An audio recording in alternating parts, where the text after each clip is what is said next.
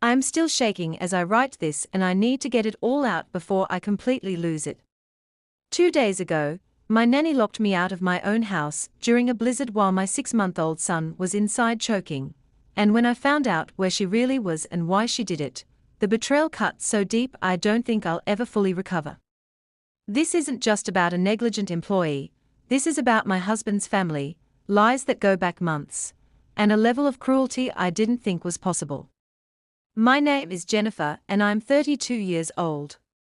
My husband Blake and I have been married for 4 years, and we have a beautiful 6-month-old son named Owen. Owen is our miracle baby. We went through 3 years of fertility treatments, 2 failed IVF cycles, and a miscarriage before he finally came into our lives. He's everything to us. Everything. When Owen was born, I planned to take a full year of maternity leave. I'm a software engineer and my company was supportive, but at around 4 months postpartum, they approached me about a major project that desperately needed my expertise. They offered me the ability to work from home 3 days a week, just 4 hours a day, with a significant bonus if I could help them through this critical phase. Blake and I talked about it extensively. The money would help us finally start the renovations on our house that we'd been planning forever, and it was only temporary, just until the project wrapped in another 2 months. But we needed help. Blake works as an architect and his hours are unpredictable and long. We couldn't manage childcare on our own with both of us working, even with my reduced schedule. That's when Blake's sister Monica suggested her best friend Tara. Tara is amazing with kids, Monica said enthusiastically. She's been nannying for years, she's certified in infant CPR, and she's currently between families. She'd be perfect for you guys. Tara came over for an interview. She was 26, bubbly, warm, had excellent references, and Owen seemed to like her immediately. She had all the right certifications, told us about her 5 years of nanny experience, and said she'd be available 5 days a week. The rate she quoted was reasonable. We hired her on the spot. For the first month, everything seemed fine. Tara showed up on time, took good care of Owen, kept the house tidy, sent me regular updates and photos throughout the day. I felt comfortable leaving Owen with her. Blake's whole family loved her. Monica was always talking about how lucky we were to have her. Blake's mother kept saying how wonderful it was that Owen was with someone we knew through family rather than a stranger. But then small things started bothering me. Tara would sometimes take Owen out for walks without telling me first. I'd check the baby monitor and panic when I couldn't find them, only to get a casual text 20 minutes later, "Took O to the park. Back soon." Smiling face. Once I came downstairs during my lunch break and found Tara on a video call in my living room, Owen crying in his crib upstairs. When I asked about it, she said she'd just put him down for a nap and didn't realize he was awake again. I mentioned these concerns to Blake. He brushed them off. "She's great with Owen. You're just anxious because it's your first time leaving him with someone." Monica vouched for her. "I know, but Blake, she needs to communicate better. I need to know when she's taking him out of the house. You're being a helicopter parent. Tara knows what she's doing. Just let her do her job." I tried to let it go. I implemented a rule that Tara had to text me before taking Owen anywhere. She agreed but didn't always follow through. I'd find out after the fact that they'd been at Target or at a coffee shop. Each time I brought it up, Tara would apologize profusely and promise to do better, and Blake would tell me I was micromanaging. Then came last week. Monday morning, the weather forecast started warning about a major snowstorm coming Tuesday evening into Wednesday. They were predicting 2 feet of snow, ice, dangerous conditions. By Tuesday afternoon, everything was shutting down early. Blake texted me at 2 p.m., office closing at 3. "This storm is going to be bad. I'm heading home." I texted Tara, "Hey, storm is getting bad. You should probably head home soon. Blake will be here by 3:30 to take over with Owen. She responded, okay. We'll finish out the day till 5 like normal though, don't want to leave you guys hanging.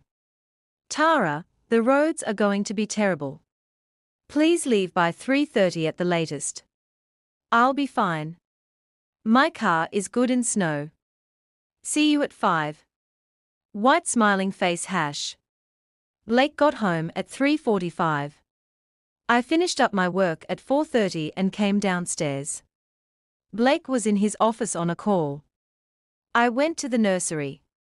Owen was in his crib, awake and fussy.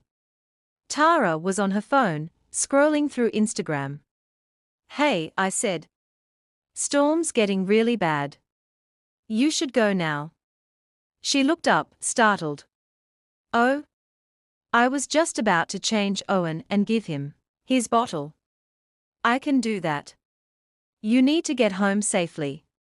Are you sure? I don't mind staying until 5. I'm sure. Please be careful driving.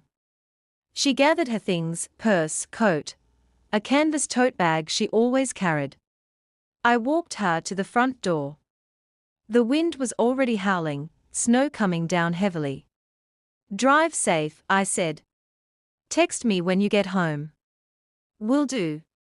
She headed out to her car. I locked the front door and went back to Owen.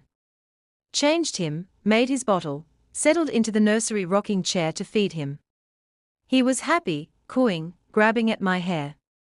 Blake finished his call and came to check on us. Tara get out okay? He asked. Yeah, just left. I'm glad we sent her home early. Good call. This storm is going to be nasty. By 7 p.m., we had about 8 inches of snow, and it was still coming down hard. Blake made dinner while I put Owen to bed. We ate, watched the news coverage of the storm, and went to bed early. I woke up at 2 a.m. to Owen crying. Not his normal, I'm hungry cry, a distressed, choking sound that made my blood run cold. I flew out of bed and ran to the nursery. Blake was right behind me. Owen was in his crib, face red, making horrible gasping sounds. He'd spit up and aspirated, there was vomit in his mouth and nose and he was choking on it. Oh my God, I grabbed him, flipped him over, started doing back blows like I'd learned in infant CPR. Blake was on the phone with 911. My son is choking, he's 6 months old, he aspirated vomit. Owen coughed, spit up more, started crying. That beautiful, clear crying sound that meant air was moving. I was sobbing with relief, holding him against me. He's breathing, Blake told the 911 operator. He's crying now. Should we still bring him in? The operator said yes, they were sending an ambulance, better to have him checked at the hospital. Ambulance is coming, Blake said. I'll go wait for them outside, flag them down. He headed downstairs. I heard the front door open, then immediately slam shut. Blake came running back upstairs. The storm door is locked. What? The storm door. It's locked from the outside and I don't have the key. My stomach dropped. We had a regular front door and then a storm door, basically a second outer door for insulation. The storm door locked with a key from both sides for security. We kept a key in a kitchen drawer. I'll get it, I said. I handed Owen to Blake, he was still crying but breathing clearly now, and ran downstairs to the kitchen. Pulled open the drawer where we kept the storm door key. It wasn't there. I dumped the entire drawer on the counter. Searched through everything. No key. Blake? The key isn't here. What do you mean it's not there? It's gone. I ran to check the back door. We had a sliding glass door that led to our deck. I pulled on it. It wouldn't budge. We'd installed a security bar for the winter months, a metal rod that prevented the door from opening. And the rod required a key to remove. That key was also missing. Blake, all our keys are gone. We're locked in. He came downstairs, still holding Owen. That's impossible. Check again. I checked everywhere. Every drawer, every hook, every pocket of every coat in the closet. Nothing. The ambulance is outside, Blake said, looking out the window. They can't get to us and we can't get out. I felt like I was going to throw up. Owen was breathing, but he needed to be checked by a doctor. And we were trapped in our own house. Blake started trying to break the storm door. Throwing his shoulder against it, kicking it. It wouldn't budge, it was solid steel, the whole point of having it. The EMTs were shouting through the door. Can you open up? We're locked in. Blake shouted back. The keys are missing. We are going to have to call fire department to break the door down. It'll take some time in this storm. Our baby was choking, he needs medical attention. Is he breathing clearly now? I checked Owen. He was calm in Blake's arms, breathing normally, the color back in his cheeks. Yes, I called out. But he needs to be checked. We're calling fire now. Hang tight. I sat down on the floor, shaking. Blake was pacing with Owen. How did the keys disappear? Who would take them? And then I knew. I knew with absolute certainty. Tara. What? Tara took them. She's the only other person who's been here.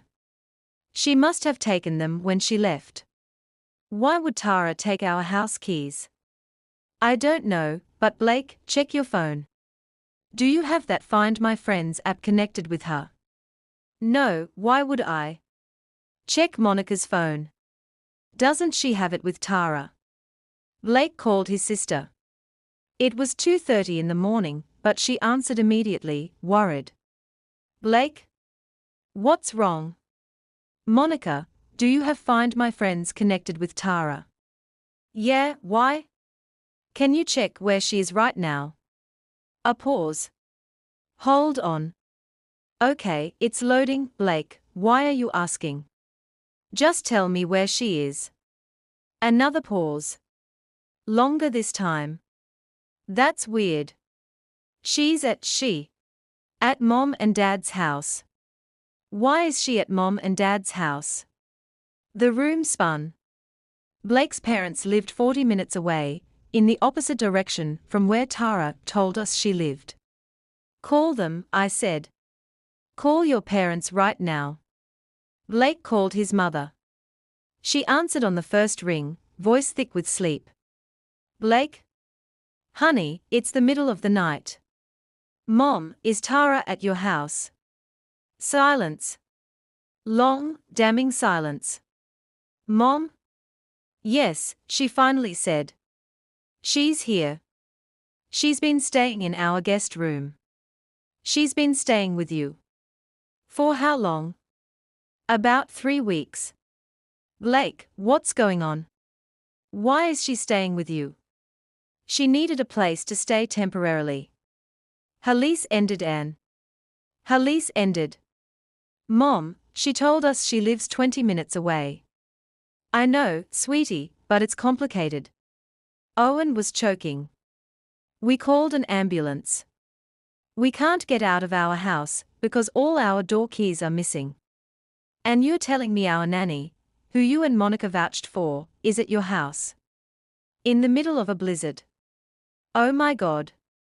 Oh my God, Blake, I didn't know. Put Tara on the phone. Right now.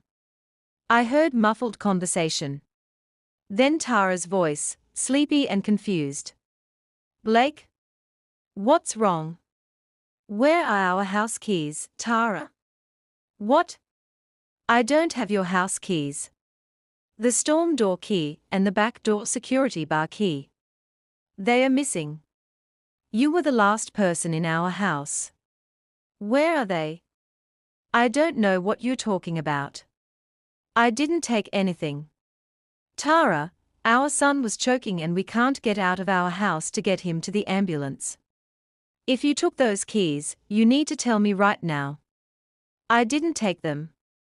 Why would I take your keys? Then why are you at my parents' house? You told us you lived 20 minutes away in the opposite direction. Silence. Tara. My living situation changed. Your mom offered to let me stay with her temporarily. I was going to tell you guys, but I didn't want you to think it was unprofessional or. Did you take our keys? No. I swear I didn't. Blake's dad got on the phone. Blake, what's going on?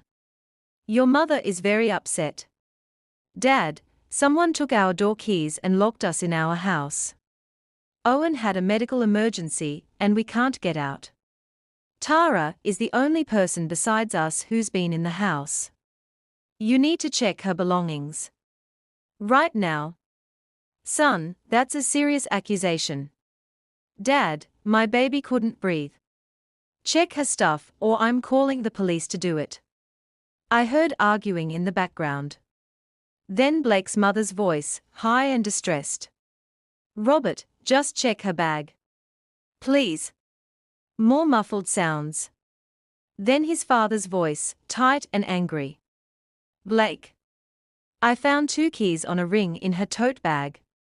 One says storm door and one says security bar. The world stopped.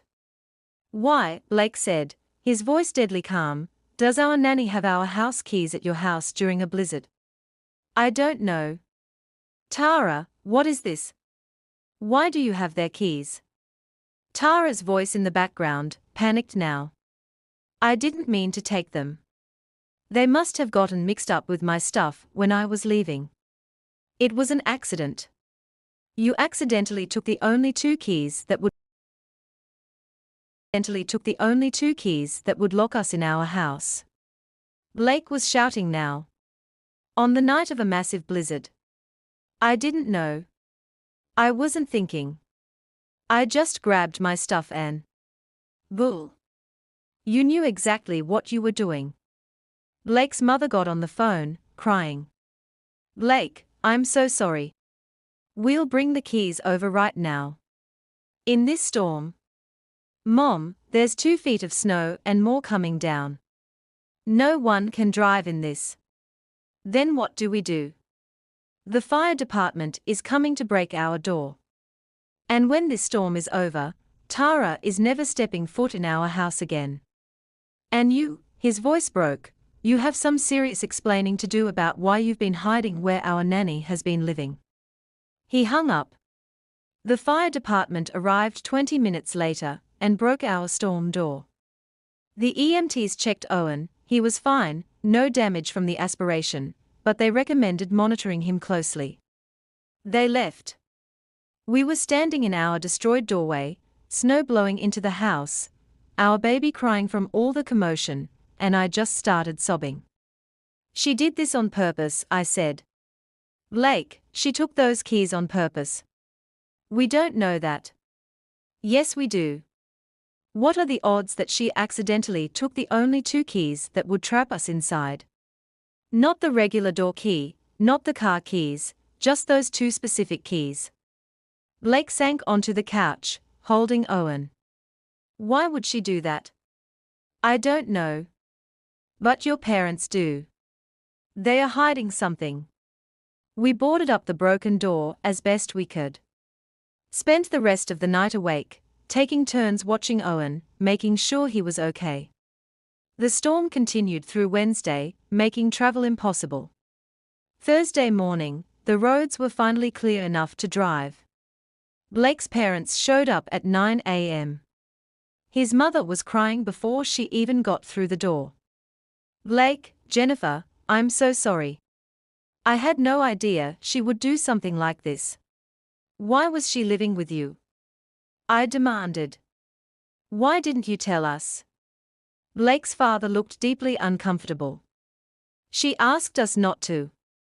She said you two were already anxious about leaving Owen with a nanny, and she didn't want you to worry about her personal living situation.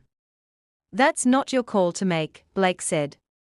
She works in our home. We have a right to know where she's living. I know. You're right. We should have told you.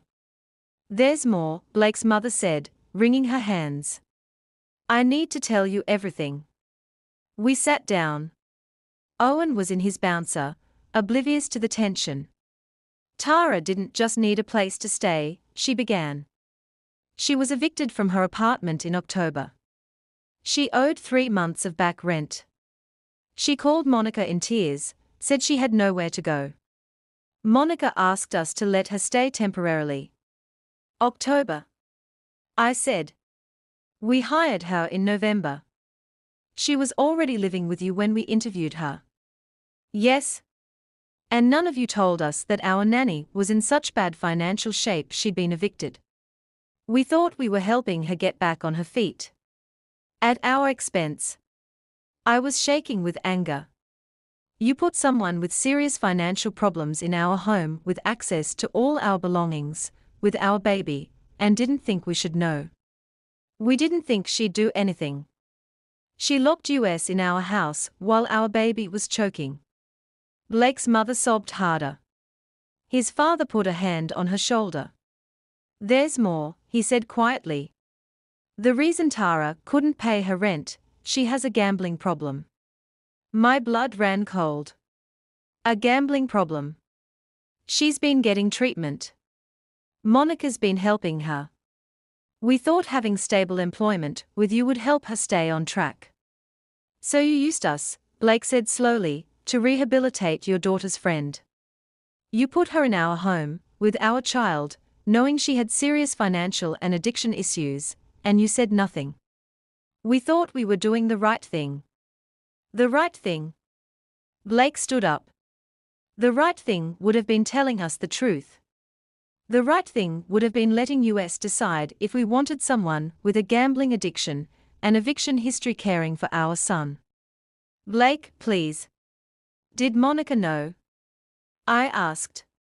Did Monica know all of this when she recommended Tara? Silence. Did she?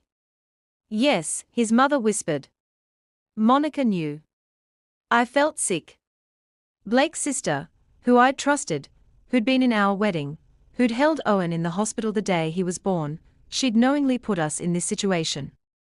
Why did Tara take the keys? Blake asked. What was the point? His father shifted uncomfortably. We asked her.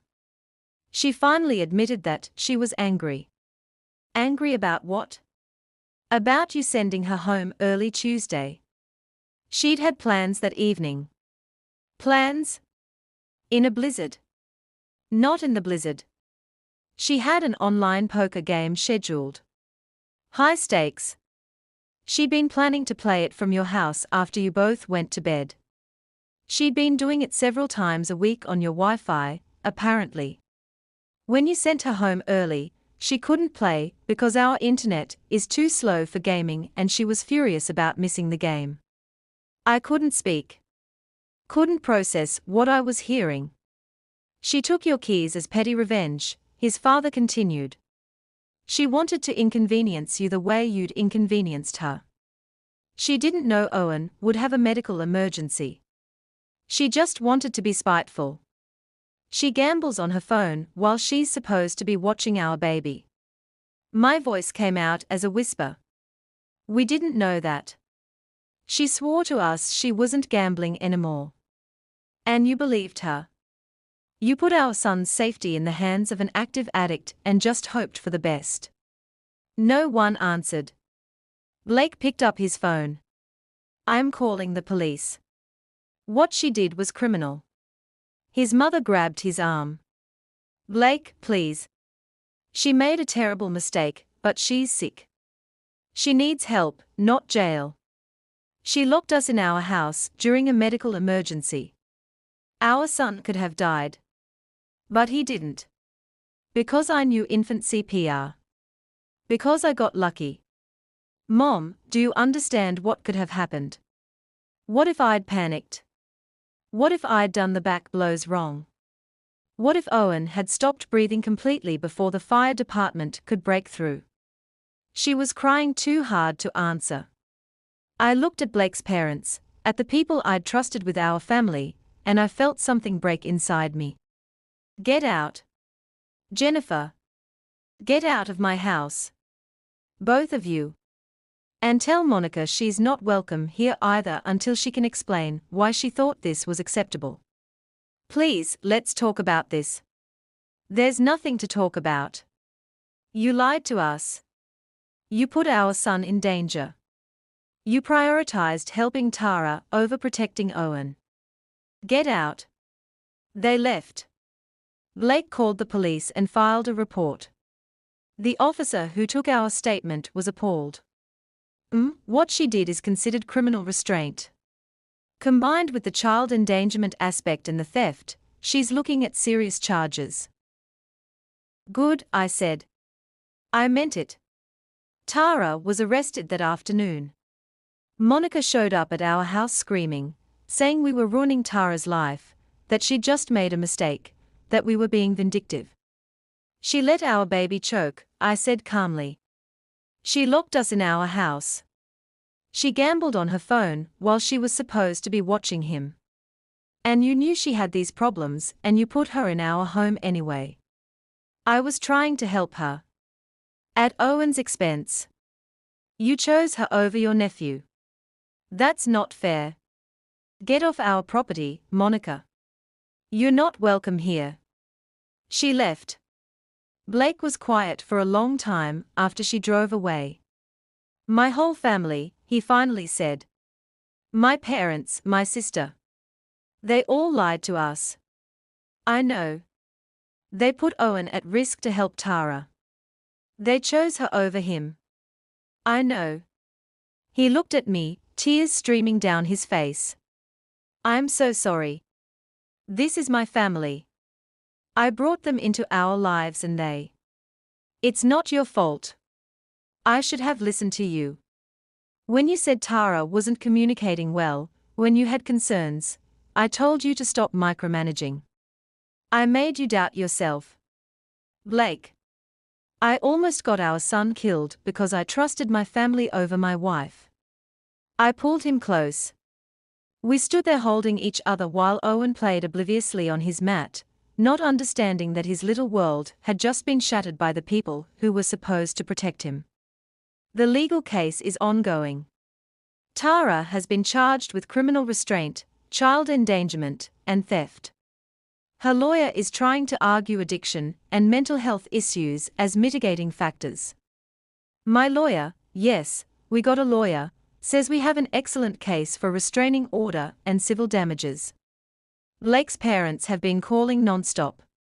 His mother leaves voicemails crying, begging for forgiveness, saying she never meant for any of this to happen. His father sent a long email explaining that they were just trying to help Tara turn her life around, that they never imagined she'd do something so dangerous. Monica sent a text yesterday, "You're destroying our family over a mistake. Tara is in jail because of you. I hope you can live with yourself." I blocked her number. We found a new nanny through a professional agency. She has impeccable references, 20 years of experience, and zero connection to Blake's family. She's wonderful. Owen loves her. I have cameras in every room now and I check them constantly, but I'm getting better. The hardest part has been watching Blake grieve. He feels betrayed by everyone. One mistake. You're cruel and vindictive, and I hope someday you experience the same lack of grace you've shown her. I screenshot it and sent it to our lawyer. Harassment documentation. Some people have told me we are being too harsh. That everyone makes mistakes. That Tara is sick and needs compassion. That family is family and we should forgive. To those people I say, she locked us in our house while our baby was choking because she was angry about missing her poker game. She gambled on her phone while she was supposed to be watching our 6-month-old. She had a serious addiction and financial problems, and Blake's family hid that from us while putting her in our home with our child. That's not a mistake. That's a series of choices. Deliberate, selfish, dangerous choices. And Blake's family made the choice to enable all of it. I choose my son. I choose protecting him. I choose never putting him in a situation like that again. If that makes me cruel, so be it. Owen turns 7 months old tomorrow. He's perfect, laughing, rolling over, starting to try solid foods. He has no idea how close he came to disaster. He has no idea that his grandparents and aunt prioritized a stranger over him. Maybe someday Blake's family will understand what they did.